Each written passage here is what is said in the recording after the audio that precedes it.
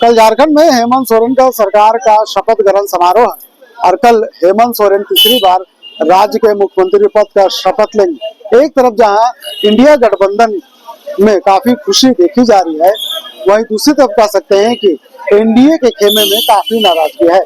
अगर एनडीए खेमे की बात करें तो बीजेपी के जो मीडिया प्रभारी है उन्होंने कहा कि एक बार फिर से राज्य में ठगबंधन की सरकार बनने जा रही है। इन तमाम मुद्दे पर उन्होंने क्या कुछ कहा, पहले हम बीजेपी के उस बयान को सुनाते हैं।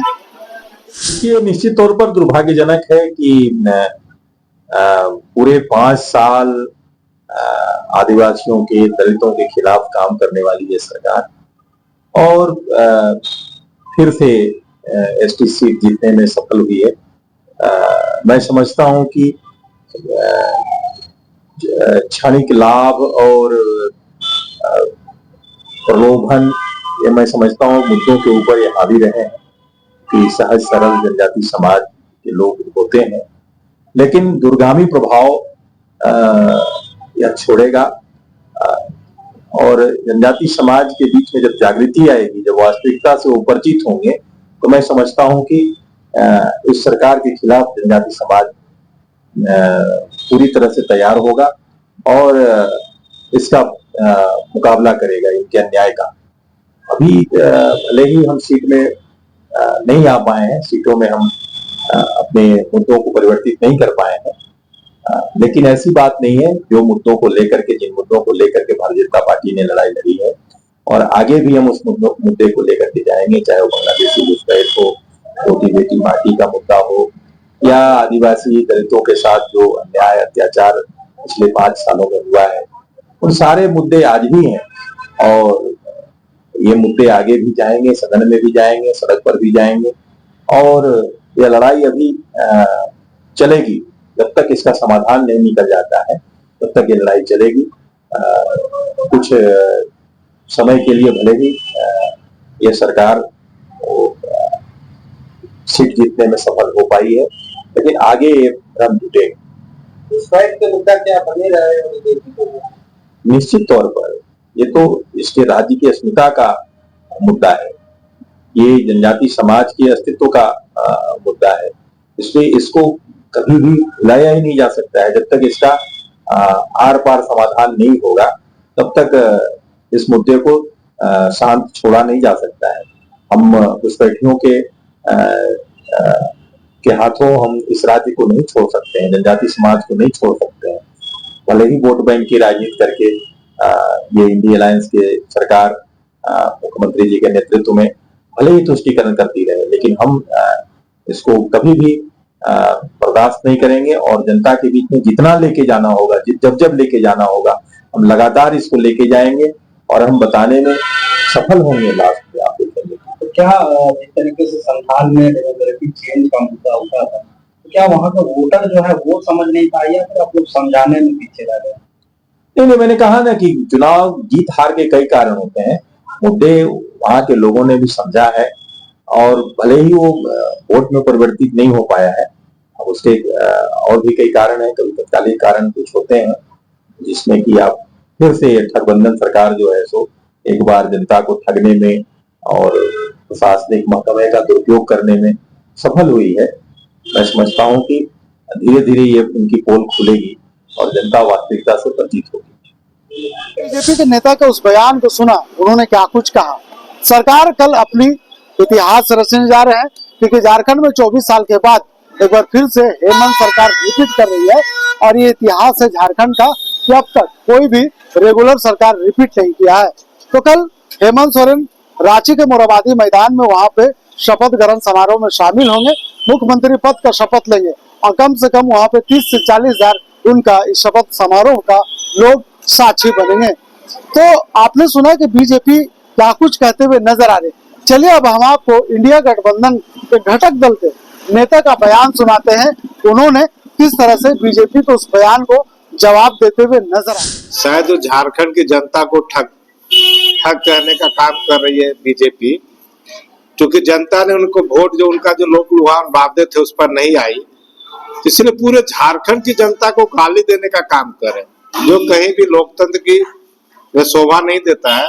उन्हें सोचना चाहिए उन्हें जनता ने क्यों नकारा, आपने विपक्ष की भूमिका तो सही ढंग से नहीं निभाया। दूसरी चीज, आप बार बार घुसपैठियों की बात कर रहे थे, तो यहाँ पर तो सबसे बड़े राजनीतिक घुसपैठिए थे कौन? 6 मुख्यमंत्री आके स्टार कैंपेनिंग के रूप में यहाँ के नेताओं का हक मारने का काम किया। मैं नाम लेके कह सकता, आदरणीय बाबूलाल मरांडी जी, अर्जुन मुंडा जी, आपके रघुवर जी, ये चुनाव में कहाँ दिख रहे थे? तो सवाल है कि आप बोरो प्लेयर से यहाँ पर बैटिंग कर रहे थे और मैंडेट की बात कर रहे थे, जनता ने आपको नकारा है। और मैं एक बार फिर कहता हूं कि जिस तरह से उन्होंने शब्दों का इस्तेमाल किया, ठगबंधन की सरकार बन रही है, वो पूरे झारखंड की आवाम को 2/3 बहुमत से जो सरकार बनी उसको वो गाली देने का काम कर रहे हैं। बीजेपी अपने इन कृत्यों को समझ ले, अन्यथा अगले बार वो 0 पर आउट हो गए। क्या लगता है कि इस चुनाव में जिस मुद्दे के साथ बीजेपी मैदान में थी, लोगों को मुद्दा समझ में नहीं आया, घुसपैठ, डेमोक्रेसी, यही तो मुद्दे थे। जनता सब मुद्दों को समझ रही थी। जनता समझ रही थी कि ये मेरा मुद्दा नहीं है, ये आंतरिक मामला था, गृह मंत्रालय का, भारत सरकार का मामला है घुसपैठ। तो जनता इस बात को समझ गई कि केंद्र सरकार अपनी नाकामियों को छिपाने के लिए बार बार घुसपैठ का मामला जो उठा रहा है झारखंड में, जो गृह मंत्री फौज को सीधे गाली दे रहे थे, लोग बीएसएफ को गाली दे रहे थे। अरे घुसपैठ का कारण तो 2 ही चीज होता है, या भारतीय फौज है या बीएसएफ जो बॉर्डर को देखता है। झारखंड पुलिस की उसमें क्या भूमिका है? तो सवाल है, जनता ने उनको नकारने का काम किया। और मैं फिर कह रहा हूं कि अडानी के लिए जिस हिसाब से उन्होंने एग्रेसिव होके पूरे राज्य में कैंपेनिंग चलाया था, किसी तरह झारखंड की खनिज संपदाओं पर हमारा कब्जा हो जाए, अडानी का कोल ब्लॉक कैसे चालू हुआ, इन सब सोचों को लेकर उन्होंने इतना एग्रेसिव मुद्दा उठाया था कि यहाँ के महंगाई को दबा देगा, बेरोजगारी को दबा गए, यहाँ के आदिवासियों की कैसे विकास होगा, इन सब मुद्दों पर उन्होंने खेलने का काम नहीं किया। वो धर्म के नाम पर हमेशा बात करते रह गए, डेमोग्राफी की बात करते रहे। झारखंड की साझा संस्कृति और विरासत अब यहाँ के लोगों को आज तक बीजेपी नहीं समझ पाई है। वो वनांचल की बात करते थे, यहाँ झारखंड के लोग रहने वाले हैं और झारखंड सब जो है वो वनांचल राज रखने वाले लोग, अगर ये आरोप लगाते हैं तो झारखंड की जनता को सीधे सीधे गाली। लोगों की आकांक्षाएं पूरी होगी क्योंकि हेमंत बहुमत के साथ आ गए वापस, या बुरे काम को पूरा है। देखिए, मैं एक साफ कहता हूँ, लोकतंत्र की खूबसूरती होती है कि मजबूत विपक्ष की जो भूमिका होती है सरकार को आईना दिखाने के काम करती है। तो जो भी विपक्ष की भूमिका में है, काम कराना सरकार का इच्छा शक्ति होता है, काम करने की ज्यादा जिज्ञासा होती है, लेकिन जन मुद्दों को लेकर सरकार को जागरूक करने का काम किसका होता है? वो विपक्षी दलों का होता है। तो हम चाहेंगे जितने भी माननीय मुख्यमंत्री जी आए, अपने वादाओं को, जो उन्होंने कहा कि हमारे को समय नहीं दिया गया, जो सही में समय नहीं मिला, तो अभी आपके पास पर्याप्त समय है और पूरी तरीके से अपने एजेंडा को लागू करें। जैसे आपने किसानों का ऋण माफ करने का, बिजली बिल माफ करने का और रोजगार को प्राथमिकता से ले, और झारखंड में कैसे अधिक से अधिक विकास हो, यहाँ सभी को लोगों को लेकर साथ चले। और ये भाजपा को तो जनता ने सबक सिखाने का काम किया ही है, तो हमें विकास पर जोर देना चाहिए। अधिक से अधिक कैसे झारखंड में विकास हो, इस पर सरकार को काम करना।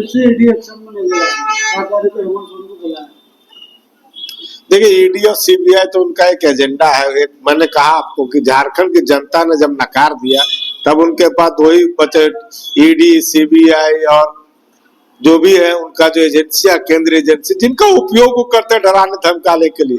तो मैं बार बार याद दिलाना चाहता हूँ, ये झारखंड है और ये जो राज्य है, इसने हमेशा से बड़ी बड़ी सत्ताओं को चैलेंज किया है। ईस्ट इंडिया कंपनी के खिलाफ अगर पूरे देश में 1857 से पहले कोई कम्युनिटी उठ गई, वो था संथाल। सिद्धू कानू के नेतृत्व में 1854 में यहाँ पर अंग्रेजों के खिलाफ जब आक्रोश और लड़ाई चल रही थी, उलगुलान का बात चल रहा था, तो ये छोटे मोटे ईडी सीबीआई से डरने वाले लोग नहीं, हमेशा झारखंड की जनता को लड़ाई और आंदोलन पसंद जनता रही है और सही चीजों को समझती है। और झारखंड में जल जंगल जमीन की रक्षा, यहाँ के संसाधनों का कैसे अधिक से अधिक उपयोग यहाँ की जनता करे, उस पर हमें काम करना चाहिए। ईडी सीबीआई तो ये समझना चाहिए कि अगर आपका बीजेपी का जो एजेंडा था फेल हो गया और यहाँ पूरी तरह से जो सरकार आई है वो ईडी सीबीआई सबको करारा जवाब है केंद्र सरकार पर। आपने दोनों नेताओं का बयान को सुना। एक तरफ जहां एनडीए के खेमे से एक बार फिर से राज्य में गठबंधन की सरकार बनते हुए नजर आ रही है, तो वहीं दूसरी तरफ इंडिया गठबंधन के खेमे से काफी खुशी देखी गई है। कह सकते हैं कि मुख्यमंत्री हेमंत सोरेन ने कई वादों के साथ एक बार फिर से 2024 के चुनाव लड़ा था और सत्ता में वापस आई है। कल उनका शपथ ग्रहण समारोह है, उसके बाद मंत्रालय में जाएंगे, बैठक करेंगे और तमाम अधिकारियों के साथ बैठक में शामिल होंगे। ऐसे में बहुत जल्द एक बार फिर से झारखंड का निर्माण को लेकर के, झारखंड के विकास को लेकर के एक बार फिर से पैमाना तय करेंगे कि झारखंड में किस तरह से विकास की जाए। तो अब झारखंड में जब हेमंत सोरेन की सरकार बनते हुए नजर आ रहे हैं, तो कहीं न कहीं लोगों की आशाएं और आकांक्षाएं काफी बढ़ गई है। अब देखने वाली बात यह होगी जब हेमंत सोरेन तीसरी बार मुख्यमंत्री पद का शपथ लेते हैं, उसके बाद उन्होंने अपने कैबिनेट से पहला घोषणा क्या कुछ कहते हैं करेंगे, इसमें थोड़ा सा इंतजार करना होगा। सहयोगी फैयाज के साथ मैं नौशाद, रांची।